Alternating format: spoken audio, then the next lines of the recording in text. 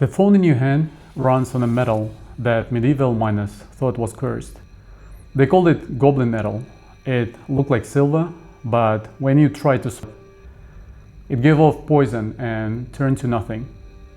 So they blamed goblins for swapping their real ore for junk.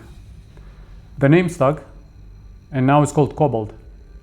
500 years later, that goblin metal is in almost every battery on the planet.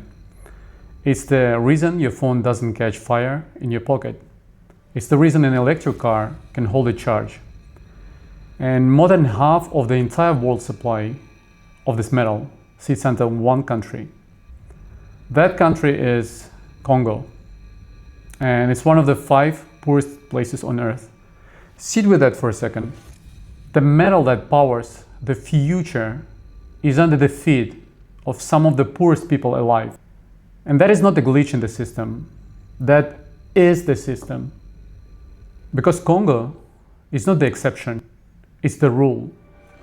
Africa holds around 30% of the world's critical metals. The stuff every battery, every solar panel, every phone is built from. And 7 of the 10 poorest countries on earth are on the same continent. So there is a fight happening right now over this land, these minerals, and the 2.5 billion people who will live there by 2050, the biggest geopolitical scramble since the Cold War. Most people watching this have no idea it's even on. One country has built more roads, ports, and railways across Africa than the entire Western world put together. Another one walks straight into the place nobody else touched, and the country that used to be Africa's main partner is quietly becoming the third guy in the room. Here's what I want to actually answer. Why now? What does each of them get out of it? And what does Africa pay? And who wins? And how does any of this reach the phone in your hand and the price you pay for it? Because it does. Now stay with me. Start with a thing nobody factors in. Africa is the youngest continent on earth. Not young as in new, young as in the people.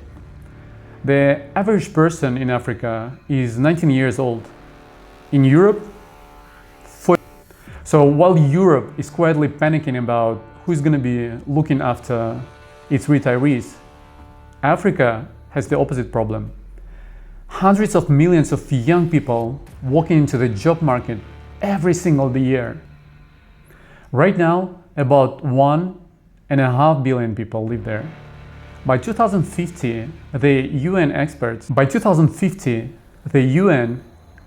to grow by another 2 billion. That's like adding a second India. 60 years ago, fewer than 300 million people lived in all of Africa. It's 5 times now, and still climbing. Here is why that's not just a demographic side. By 2050, most of the growth in the entire global workspace happens in Africa. Most of the new workers on Earth, not in Asia, not in the West, they're in Africa. We've seen this movie before. 40 years ago, companies looked at a country with a near endless supply of cheap labor and moved their factories there. First clothes, then electronics, then basically everything. And the whole world felt it.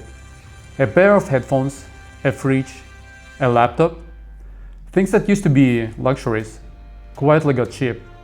Not because tech got better, because the labor got cheaper. That country was, you guessed it right, China. And what was the gap that made China a magnet? A factory wage in China now runs $700 to $900 a month. In some African countries, it's 50 to 100, 5 times cheaper, sometimes 15. That's the exact same gap China had. So if African labor ever plugs fully into the world's factories, it does the China thing again. Your clothes get cheaper. Your electronics get cheaper. Anything built by hand gets cheaper for everyone, everywhere. But, and this is the catch, when China took off, it already had the roads, the power plants, the schools, and the government that could point the money at the right industries. Most of Africa doesn't have that yet. More than a quarter of young people in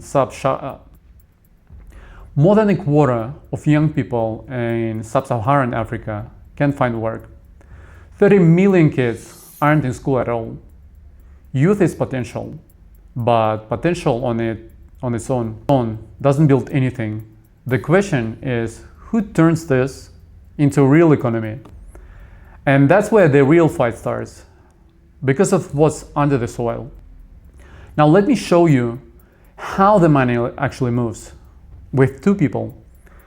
In the mining town where most of Congo's cobalt comes from, a man was digging a hole in his yard for a toilet. He hit gray rock with turquoise veins. Traders took one look and knew the ore was unusually rich. So the man went back inside, tore up his own kitchen floor, and started digging a tunnel under his house. He was moving the ore at night when the landlord found out that his kitchen had become they fought and the man vanished.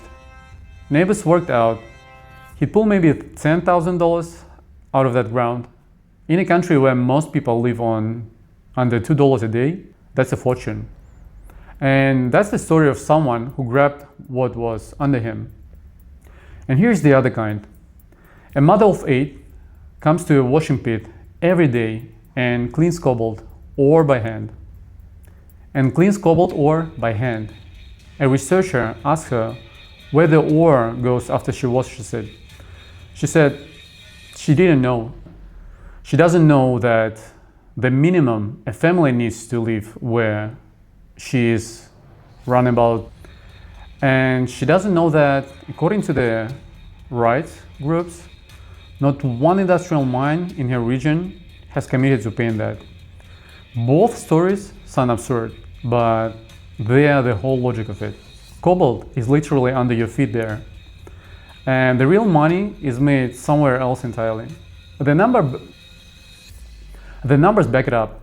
African countries capture only about 40% of what they own of what their own resources are worth. The rest leaks out down to the chain. Take lithium. A raw lithium ore is maybe $500 to $700 a ton, and it's over 7,000, more than 10 times the value. And almost all the jump goes to whoever owns the processing plant, which is almost never in Africa. And if that sounds familiar, it should. This is 19th century with the serial numbers filled off. Ship out the raw material, keep the profit and the processing somewhere else. The only difference is that today it runs on loans and contracts instead of soldiers and garrisons. Which brings us to the country that built the entire playbook better than anyone, China. And one railway explains the whole strategy. In 2016, a line opened connecting Ethiopia to the sea, nearly 760 kilometers, the first time that country was probably linked to a port. A trip that used to take trucks days now takes a train about 12 hours. Trade explodes, and behind all of it was China. The loans, the contractors, the state-owned builders, $4 billion. Now here's the detail that tells you how they really think. That same year, a few kilometers from the end of that railway, in the same port of Djibouti, China opened its first ever overseas military base. The railway was never just about cargo. It was about planting a foot on the one most important road of the continent. The cleanest way to understand the model, China acts like a bank handing out mortgages in a paper neighborhood. The house gets built, the money is real, the workers show up, but buried in the contract is a line that says your income for the next 20 years goes to paying off the loan, and only a builder, the bank, picks it allowed to work. And only a builder, the bank, picks is allowed to work. On paper, it's a partnership. In practice, it's dependence that depends. In practice, it's dependence that deepens every year. And the scale is staggering. Over 20 years, China put twice as much into African infrastructure as the entire Western world. Trade between China and Africa hit $348 billion last year. US trade with Africa, around $100 billion, 3 times less. But the real question was never how much China spent, it's what China got. And a few contracts leaked out. Zambia, the continent's biggest copper producer, defaulted in 2000, and it turned out the real debt owed to China was double what the official book said. $6.5 billion, not 3. In fact, about half of China's loans to sub-Saharan Africa don't show up on the official debt registers at all. Countries are carrying money that officially doesn't exist. Kenya financed a $4 billion railway from China, and there was never a real trade advice. The Chinese company that advised on it got the contract, but the one that really lands is a small airport loan. A country borrowed $200 million. A country borrowed $200 million from China to expand an airport.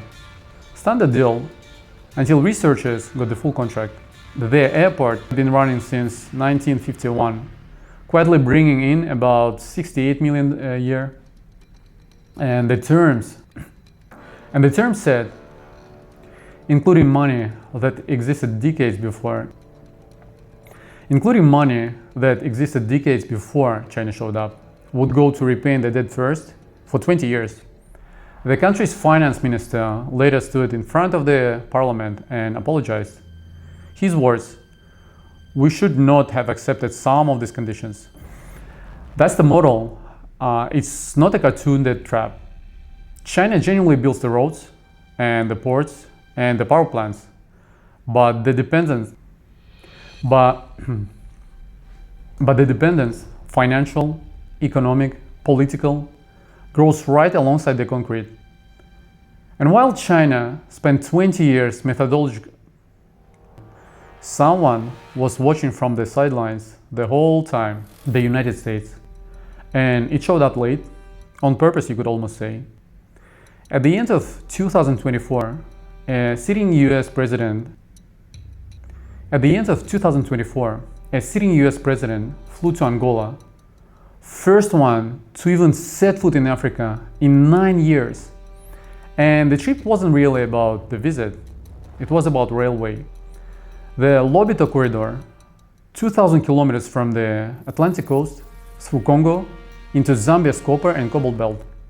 The US is trying to build its own road. To get African minerals out, bypassing everything China spent 20 years building. And Washington isn't hiding it anymore. The general who runs US operation in Africa flat out called this project a railway against China's belt and road. It's real too. A Western group won the contract, beating Chinese firms $2 billion, finished by 2000. There is a second tool. A US government fund quite percent of 2 biggest cobalt mine in Congo.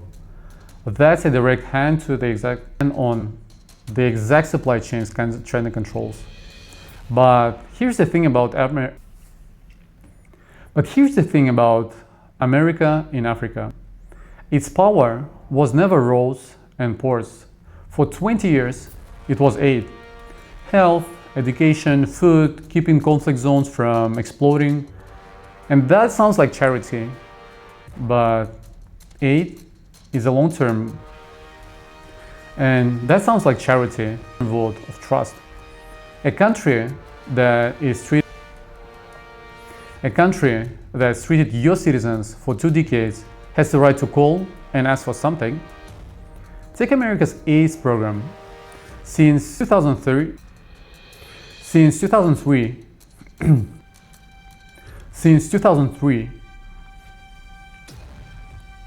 it has saved 26 million lives and today keeps 20 million people alive across Africa.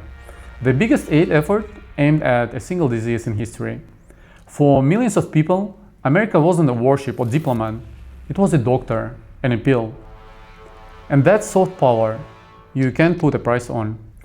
And in early 2025, the new administration froze it. The thesis was simple: taxpayer money shouldn't go abroad without a direct return. Within weeks, the 70-year-old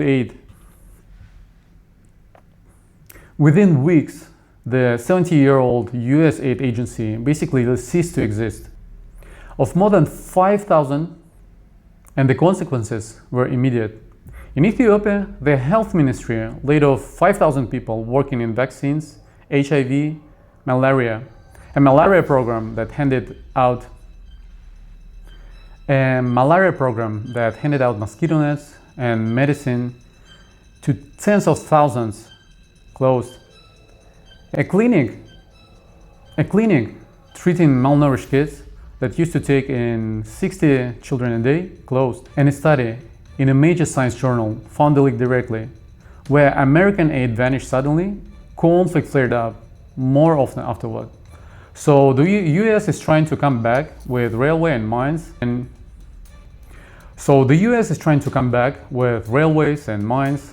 but it's playing catch up against someone who started 20 years earlier. And its all economic tools are slipping too. As America pulls back, the vacuum doesn't stay empty. Someone steps in, and this someone plays a completely different game: Russia. And Russia doesn't have China's money or the West's aid budget. What it has is something neither of them offers. 8 years ago, the government of Central African Republic was about to overrun. 8 years ago, by armed groups. Moscow sent military instructors and advisors. No public conditions, no demands for reforms. Compare that to the standard international loan. Which comes with a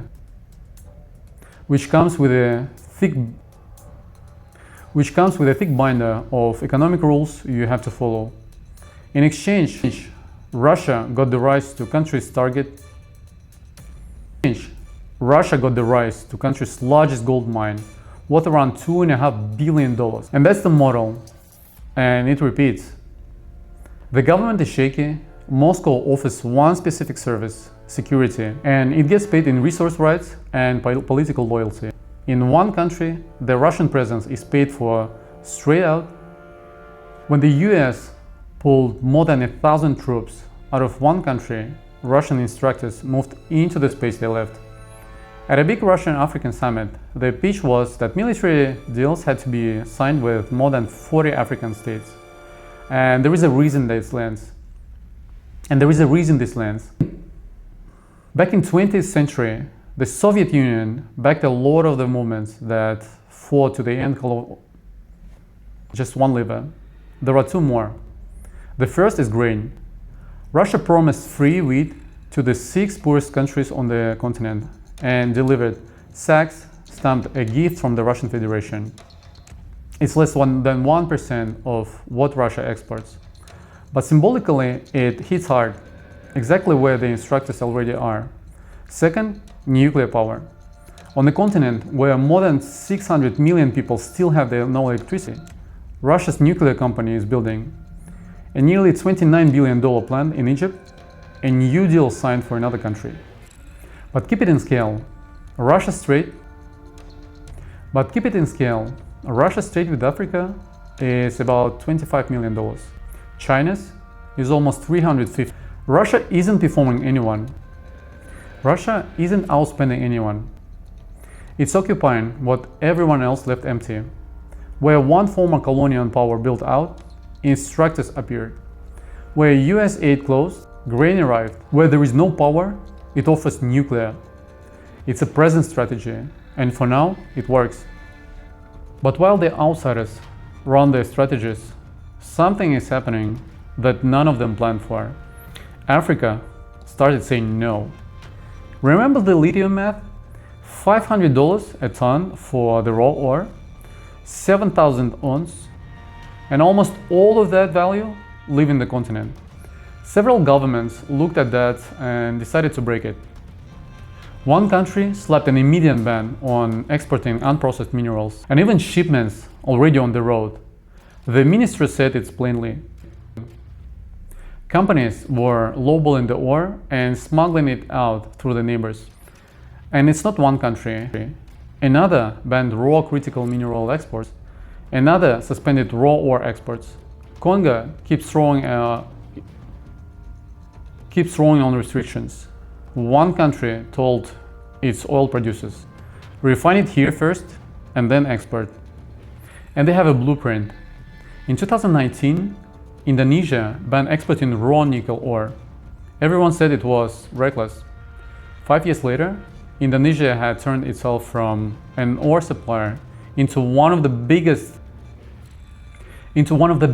makers of battery materials on Earth. Africa is watching that very closely. And then there is man who just proved it can be done. Africa's richest man spent 11 years and $23 billion building the continent's biggest oil refinery. For decades, his country had done something insane. Export crude oil, then buy back petrol at a cost of over $26 billion a year. When he announced the plan, people called him a dreamer. Analysts wrote it would never run. He later admitted foreign interests tried to kill the project several times before it even opened. It opened anyway. Within a year, his country's funnel, and it started exporting fuel for the first time in a decade. His line is simple: we have to build our continent ourselves, not wait for foreigners to do it for us. And this isn't one man. In 2019, 54 African countries launched the largest free trade zone in the world by number of members. The whole point being to trade with each other instead of just shipping raw materials out. It's early. Trade between African countries is still less than a fifth of the total, but it's moving. One country is now sending packaged coffee and avocado oil to them. Another sends fridges and appliances across the continent. Small, but that's finished goods, not raw dirt. And here's the part that outsiders underrate: the consumer market. Back in 2007, Kenya launched a way to send money over a basic push-button phone. No bag, no card, no branch. Today, 66 million people use it. And the share of Kenyan adults with access to financial services went from about a quarter to 85%. The world copied that model. From India to Latin America, China saw this market before anyone. One Chinese brand now sells more than half the phones on the continent. Whoever built the brands and the payment rails here now is going to be operating in 20 years in a market the size of China and India combined. So who is actually winning? On numbers, China, easily. Most money in, most built, easiest start. But there is a crack. More and more African. In 2025, riots break out in Angola. Chinese shops looted. Thousands of Chinese nationals fled. In Congo, videos of Chinese managers abusing local miners went everywhere. The elites keep signing the deals. The pressure builds at the bottom. The sooner or later, that turns into policy. The US has the opposite problems. It was the doctor and the vaccines. And when that vanished in a few weeks, the trust vanished with it. You can send the money back. Winning back trust takes a lot longer. Russia is holding space that others left open, but with no real economic base under it. That presence lasts exactly as long as the government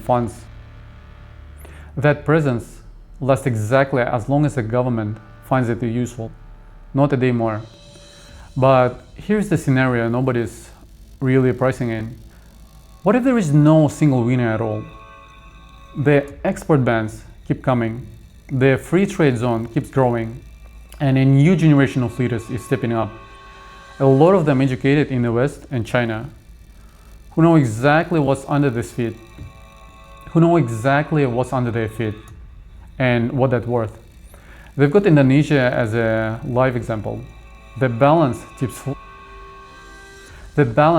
is tipping towards whoever is building factories, not just roads, trading people, not just digging, and that might be Africa itself. So how does this reach you? If Africa forces more processing to happen at home, battery makers pay more for the raw materials, and a battery isn't just an electric car. It's a phone you swap every 2 or 3 years, your laptop, your power tools. That one country's export ban already sent global prices up and had factories scrambled for other suppliers. That's the near-term direction. Price set batteries in everything, but run it forward. If African labor ever plugs fully into global manufacturing, it pushes the other way. Cheaper clothes, cheaper electronics, cheaper everything built by hand. The China story again. And that's going to be a 20, 30-year arc, and it rides on education, infrastructure, and whether these countries stay stable. Both forces are pulling, and who is willing to sign deals that get harder every year, not easier? That's the real prize they are fighting over, not the dirt, the future that gets built on top of it. So before you close this, one thing, and next time you pick up your phone or someone tells you the electric future is clean and simple, remember whose ground it's standing on and who is actually getting paid. That awareness is free, and almost nobody has it. Now you do. And I want you honest answers in the comments. 20 years from now, who owns this? China, the US, Russia, or Africa itself? I've got a guess. You tell me yours.